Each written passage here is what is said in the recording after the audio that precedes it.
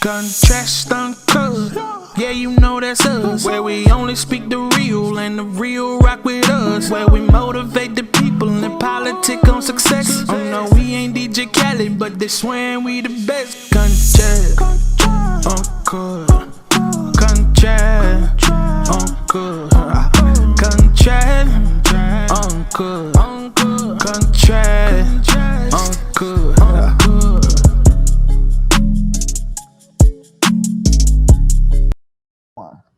What's happening? It's Contrast Uncut. It's season 4, episode 47. I want to give a big shout out to Uncle Snoop's Army and Bobby D Presents. I appreciate you, brothers. It's your host, Zylo, aka DJ Juan Dollars Like I Won Some Money. Today, ladies and gentlemen, we have an incredibly dope special guest. He's from the H-Town, Houston, Texas. He is a world-renowned super producer and multi-instrumentalist. He has been one of the most influential producers in the Houston hip-hop scene. He is the sample king. His sounds are soulful and riveting. You're getting a movie and you're getting feelings that reach your soul when you hear this brother's records. I'm talking about, how you get artists and rappers that bleed on the track. This brother bleeds on the canvas and we get beautiful art with enough room for the artist's voice to come on there and sound crazy. He has produced with some of our favorite artists, such as BunB, RP Pimp C, Scarface, Slim Thug, Nip the Great, RP Nipsey Hussle, and many more, making some of my favorite records I play daily. I'm talking about I play Blue Laces 1 and 2, and BunB's Get Thrown daily. And if you ain't know who I'm talking about by now, it's all good. We got all episode to chop it up with the brilliant mind behind Nod Factor Productions and XMG Music. Mr. Lee, everybody. How you doing, OG? Chilling, man. What's going down? Man, I can't call it slow motion, enjoying the air, enjoying the weather. Yep. I gotta let you know from the beginning, Mr. Lee, time's the most finite thing we have on this earth. I appreciate you rocking with me, rocking with the viewers and the listeners. Thank you, OG. Speaking of time, all good, all love, bro. Yes, sir. Speaking of time, Mr. Lee, what's a normal 24 hours for you? Man, right now, just being a father, being in tune with my health, and just still continuing to do music and other business endeavors. That's pretty much what I be into for a full 24 hours. I respect that, brother. I gotta let you know that I gotta give you your flowers for being a dedicated father. It's not easy being in the industry and living the dream and creating as great as you create and still living the life of being a father first. So I want to make sure I give you your flowers for being a dedicated father, brother. Mm-hmm. I got a quote. Man, I appreciate it, man. That's love. Yes, sir. Yes, sir. I got a quote. Let me know how this quote relates to you, or if it doesn't, the idea is I want you to talk about it. Are you ready? I'm ready. Luck is just being prepared at all times. So when the door opens, you are ready. Nip the Great, Nipsey Hussle. Mm-hmm. I believe that. You know what I mean? If you stay prepared and you are always practicing for a moment, then when that moment comes, you're already ready. You know what I mean? So if the moment comes and it's not anything planned, but you already prepared for it, you know what I mean? That statement is very true. Come on, it's a big thing. Everybody wants to take off and go somewhere, but they don't realize they have to arrive. And a part of arriving is being ready to land and get there. And Nip taught us a lot. And that's a big thing. Is always be ready so you don't have to get ready. Because when them doors is open, talking about the entertainment industry, did the game choose you or did you choose the game, Mr. Lee? I think it was a bit of both. You know what I mean? I always wanted to be a music producer. But then too, once I got into the position to want to achieve those type of goals, I think the game chose me and made me who I am. it gave me the opportunity to do everything that I'm doing now. So, it's a bit of both. Yes, sir. What would you consider your first confirmation that, producing music and being involved in the music industry is what you're supposed to do with your life?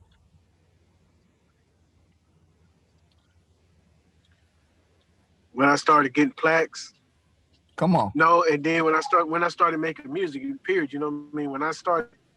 When music was starting to be part of my life and an extension of who I am as a person, that's when I knew I was doing the right thing. Mm, mm. I feel it's always somebody that invests in an idea or puts someone in a position to reach their dreams. Who do we owe to thank you for investing into your dreams? I mean, my crew in Louisiana that I started out with, we had a group named 4D. There was my partner Eric, my homeboy Adolphus, Pep, Jermaine, my nigga Hoot, David Newton, people like that. They invested into my career time-wise, support-wise, sometimes money-wise. So if I had to give the credit to anybody, it'd be them. You know what I mean? So it's always a salute to them, man, for believing in me to even give me that beginning to start to do the things that I'm doing now. Mm. So I gotta ask, brother, what was the first plaque you put on the wall? The first plaque I put on the wall, damn, it probably was the My Homies with Scarface. It was really, I think it was My Homies and Do or Die at the same time. I think I got two plaques for the first time at the same time. So that's what it was. Oh. Now that I understand why you said that was a confirmation, because it came in double. Yeah, I got a double dose. Yeah. Yeah. Oh yeah, that's enough to keep on going for eternity. Yes, sir. Absolutely. From those two plaques that you received, and you started to go into your sound. And when did you recognize that samples is what you're supposed to really indulge yourself into? Because you the sample king. I mean, you know what? It wasn't a moment. I just love music. And you know what I mean? I get the sample king thing, you know, nephew Nip compared me to the great Rick Rubin. I've been compared to Dr. Dre.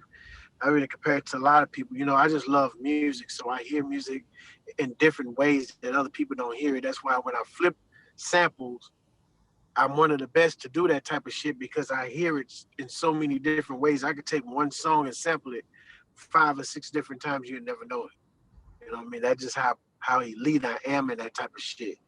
Because it's just been a bunch of practicing, a bunch of just loving listening to music, instrumentation of music, and different shit like that. So it's really a craft to be able to do that type of shit. So I'm really humbled and honored that I am one of the best to kind of do that type of shit. Absolutely. No, it's an honor to have you on, King. You understand? It's just a blessing. And throughout that journey, one thing we both know is that when you sample something, you got to get it cleared. And you've been able to do your thing and also rise above the ranks. And I feel like a big common denominator of that is the relationships you built along the way. Relationships will get you places money cannot. And that Facts. volumes, especially when it comes to this music, because when you do something so right, so I mean, when you have the original artist and the original composer is so blown away, that relationship there is always, oh, Mr. Lee doing it, run it. And what can you tell everyone about your relationships and how they mean to you throughout your career? I mean, my relationships, the ones that I have, are long-lasting ones. You know what I mean? Like decades, and it means a lot to me because people like when you look at people like Slim Thug, you look at people like Lil Kiki, uh, the whole Rap Life family, Scarface, people like that. Those people are my extended family. You know what I mean? We're not friends, we're family. So it means a lot to me. You know what I mean? Those guys are still behind me in good and bad times, right and wrong times. When I needed support, I'm able to find at least one or two of those people to be there for me. You know what I mean? So I cherish that shit. Music has given me access to a lot of people that I wouldn't normally probably even find them as a kid or a teenager, even being in the midst of them. Even like Nipsey, when Nipsey was alive, it was always somebody that I could talk to, and we used to always give each other compliments and on our crafts and appreciation all the time. It was always love, man. So you know, what I mean that's how I look at that. That's right, brother. And one thing we all know in the streets, relationships is everything. If you want to get from plan B to, place A to place B to place C, you got to be good with A to Z. You, Facts. when it comes to your purpose, I feel like you're living in it. You've been living in it. That feeling of passion leads to a vision. That vision was driven by a law of attraction, manifestation.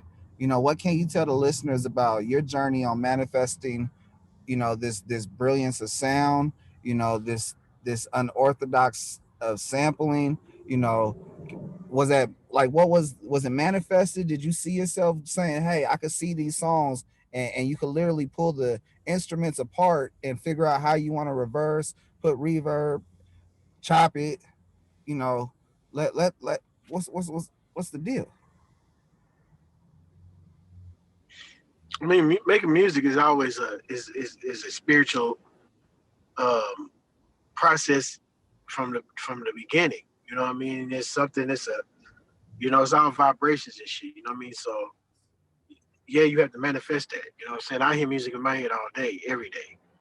So it's like, I can hear shit and I can go to my computer and cut it on and bring it to life. You know what I mean? That's a wonderful feeling when you can express yourself and your emotions and your feelings in another way. Music is an extension of my spiritual being, my emotional state, everything. You know what I mean? So being able to manifest that in life is it's an amazing situation. You know what I mean? And it's an amazing process to be able to do that shit every day, and I can do it unconsciously. You know what I mean? So I've been doing this shit 28 years, so it's like riding a bike for me now. Ooh, whew. You riding the bike with no hands on the steering wheel. Let it go. Let go. Let God take the wheel.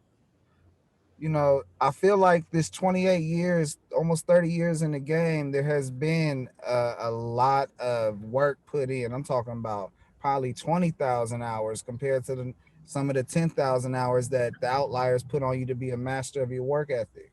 And you have that outlier mentality that Mm-hmm. you master everything that you put your hands on every facet to the element of in the culture. Can you give the listeners an insight to the path you took to achieve, Mm-hmm. the success? I mean, you pretty much said it. I mean, first you got to have a passion. Second thing is you got to be able to put in a lot of sacrifice and a lot of time and effort. Anything that you want to be the best at, it takes a lot of resiliency and a lot of courage to go after that. It's a lot of failures involved in it. It's a lot of missteps you have to deal with and everything else to get to that type of situation. It's not easy. So once you're able to conquer that and be that person that you are wanted to be and that achievement that you're wanting to achieve, then it's a great feeling. So you have to stay consistent. You have to be able to be yourself. That's the most important thing. You can't be a trend chaser. You have to be authentic. You know what I mean? That is very important. That's why when people hear my production, they know it's me and they know what they're gonna expect to hear something that's high quality. So, you have to present yourself in that type of way and you have to be the best person that you can be. You can't try to be the best at emulating something else. Because people they'll go for it for a period of time, but the longevity won't be there if you're a guy that sounds like something that's already been done. Yes, yes. Separate yourself. Fill the void on what you recognize the game is missing. You know, Mr. Lee, what has been your most rewarding moment so far in the industry? Um, man, it's you know what? Getting the Grammy nomination was one. Um, every time I get a plaque, I think it's a wonderful thing. Uh, just the relationships with people, you know what I mean? The access to people, the getting a chance to know who Pimp C was, getting a chance to know who Nipsey Hussle was, being a chance to work on a Tupac record, get a chance to work with JayZ, given a chance to work with LL Cool J, all of the greats, you know what I mean? Just being able to work with Scarface, with my favorite rapper of all time, being able to work with this man and be a brother and just be able to share a lifetime of work with people like that is you know, it's the greatest thing to me, really. That's a blessing. Hell yeah. What is a few things people got fucked up about sampling a record?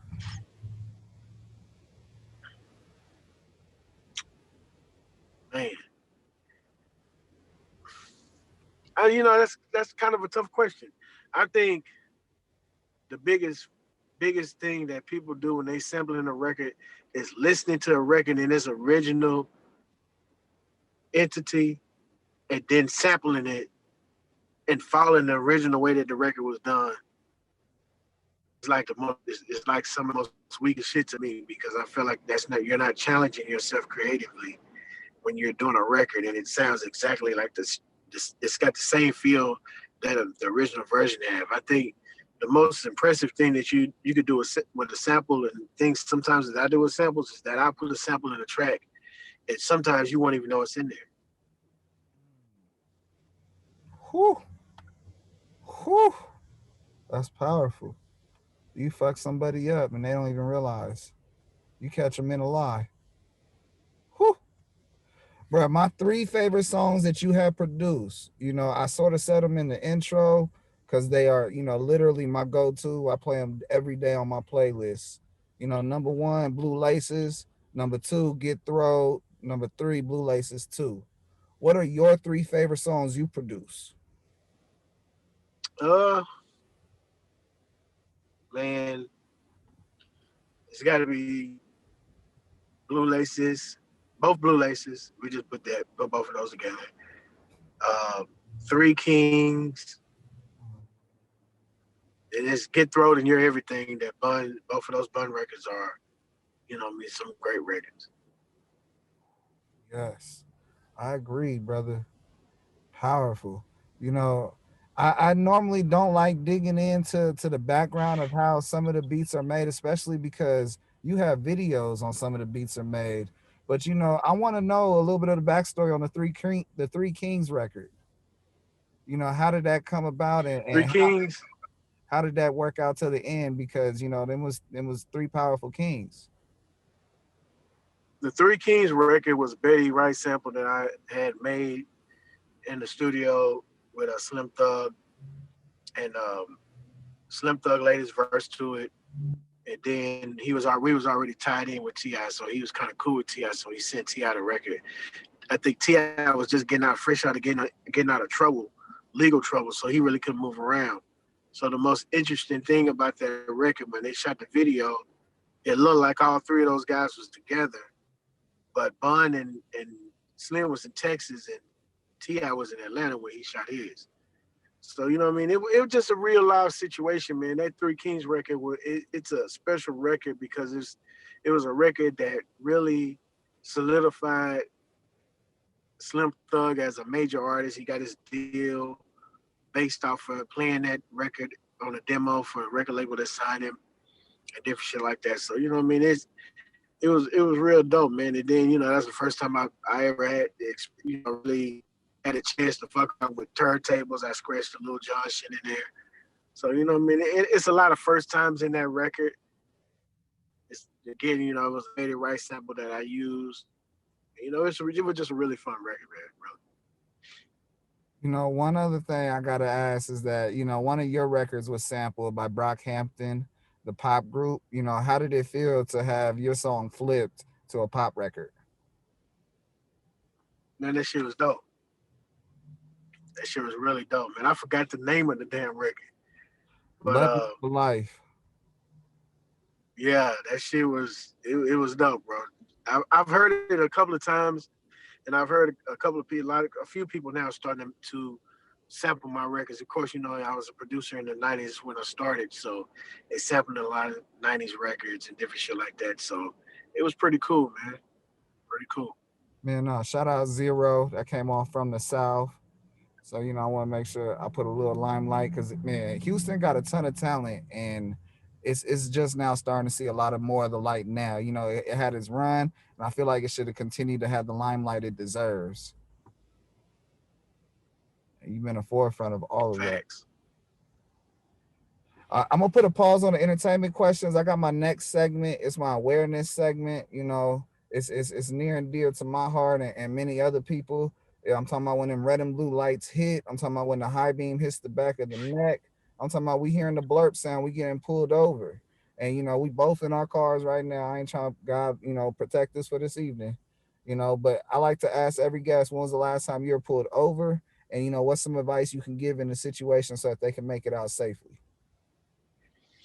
I mean, it's been a minute. It's been a couple of years since I've been pulled over, but I've always just complied. You know what I mean? I don't get confrontational with a law officer. I never have. You know what I mean? Now you're talking to, a guy, I'm almost 50 years old, but I just comply. You know what I'm saying? I don't ask questions. Why did you pull me over? I wasn't doing anything. If I know I wasn't doing nothing, I just wait till I go to court to express that I wasn't doing anything and I shouldn't be in here. You know what I mean? I don't go back and forth with cops for no reason. You know what I mean? If they wrong for some shit, I deal with this shit in court.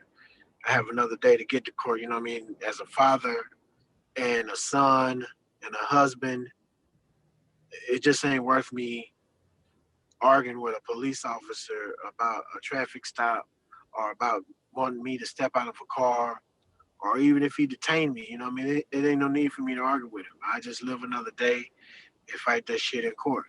You know what I'm saying? So my best advice to people is, look, the motherfucker might be wrong as all get out for doing the shit, but it ain't worth arguing with a motherfucker with a gun that's scared of you already. Let that shit be what it is and fight it in court. Get the lawyer. That's what the lawyer's for. Now, I appreciate you dropping that powerful gem right there. Knowledge is power, but when you get to use that knowledge, it becomes a superpower. And, ain't no better time to have a superpower than dealing with the punk ass police and just abstain. Keep that energy until you get a place to really express yourself. Thank you. Breaking that shit down. I got my next segment. It's a little bit more lighter on the brain, but it's fun. It's called Impulse Q&A. I want you to answer 3 questions. You don't like the question, it's all good. Say pass. I'll hit you with another one, but I still want you to answer 3 questions. Are you ready? Ready. Question number 1. What is the funniest thing you've seen happen in real life? Scarface slapped somebody's hamburger out of their head. Woo! Woo! Yeah, that can be hilarious to see somebody get their food smacked out. Question number 2. What is one food place that you recommend everybody tries while they're in Houston?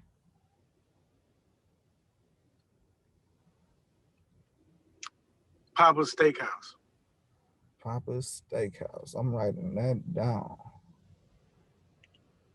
What I gotta order from there, man? Man, get you a filet or get the ribeye. Okay. Question number 3. What is one thing you love but you wish you hated? Ice cream. What flavor? What flavor? Butter pecan. Whew. I'm with you, brother, especially the thrifties. Mr. Lee, you have survived my awareness segment and my Impulse Q&A. As a reward, the floor is yours. Shout out who you want to shout out, promote what you want to promote. Go ahead, run it up. I was going to shout out the whole XMG team. Shout out Texas as a whole, man, the whole music industry in Texas. everybody doing great things, man. And, just shout out to everybody that's been supporting my career this long, and all of that good shit, man. And just salute everybody, man. That's right. That's right. Salute. Brother, if you notice, my show is different. It's unique. They say you got to have segments. So I'm like, I got segments, but I'm not going to do it like them.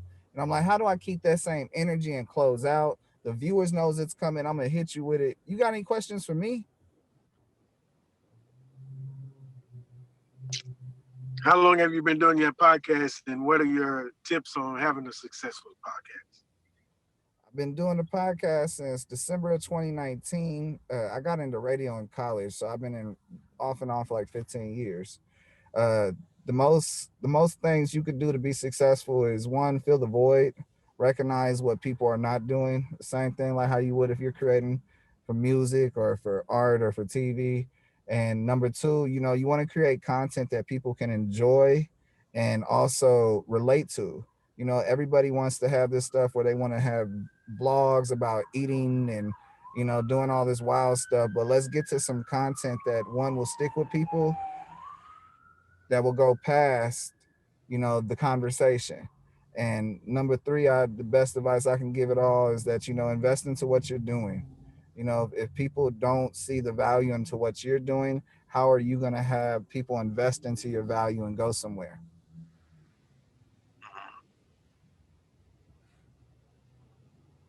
Man, that's dope. I appreciate it. On that note, I'm going to close out. It's Contrast Uncut. It's season 4, episode 47. I want to give a big shout out to Uncle Snoop's Army and Bobby D Presents. Because, I wouldn't be able to do incredibly dope shit like interview Mr. Lee and chop it up about his history. And this brother let them diamonds fly. I'm talking about they almost hit the ground. If you let them dance in front of you, you might be able to grab one. Thank you, Mr. Lee, for coming on the show, dropping the gems and, giving us that Southern hospitality into the lights of what you've done and allowing us to chop it up. Yes, sir. What was the other dude's name? And shout out Bobby D Presents. Bobby D Presents. All right, here we go again. Yo, this Mr. Lee, and you tune in to Contrast Uncut. Big shout out to Big Homie Snoop and Bobby D, man. Y'all know what time it is, man. We get down with the business. You hear me? Mr. Lee, it's an honor and a pleasure, OG. I humbly appreciate you. If you can ever connect, don't be surprised by being on the H-Man. Obviously, that's the business, bro. Yeah, brother, I appreciate you. Blessings on blessings to you and yours, King. Yep. Can I kick it when I'm rhyming? Be a legend through Ebonics. Was a sticker boy. Felt like sticky. Man, I know you guys can't smell this right now, and I ain't talking about none of that other stuff. I'm talking about some of that good stuff, that smell good stuff. I think it's breakfast. What time is it? It's breakfast time. Make sure you tune in to Contrast Uncut no matter what you're doing. Whether you're eating breakfast, you're smelling good food like I'm smelling, or if you're smelling other stuff, we're good to watch too. Make sure you tune in. Thank you.